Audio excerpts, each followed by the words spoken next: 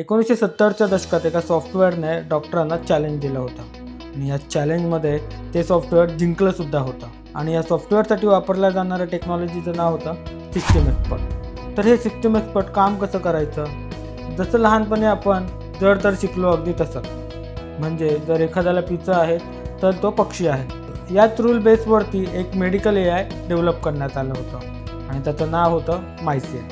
हे सॉफ्टवेअर रक्तातील इन्फेक्शन आणि बॅक्टेरिया ओळखायचं, एखाद्या तज्ज्ञ डॉक्टरांप्रमाणे प्रश्न विचारायचं आणि रोगाचं निदान करायचं. स्टॅनफोर्ड युनिव्हर्सिटीमध्ये या सॉफ्टवेअरची जेव्हा टेस्ट झाली तेव्हा असं लक्षात आलं की तिथल्या डॉक्टरांपेक्षा या मायसिनचं निदान एकदम अचूक आहे. अगदी एखादी टेस्ट चुकीची असू शकते हे समजण्या इतपत अक्कल तेव्हा त्या AIला आली होती. आज आपण जे मेडिकल AI बघतो त्याचे आजोबा मायसिन सॉफ्टवेअर आहे. भविष्यात आपली ट्रीटमेंट डॉक्टर करेल की रोबोट करेल याच्याबद्दल तुम्हाला काय वाटतं हे आम्हाला कमेंट करून नक्की सांगा.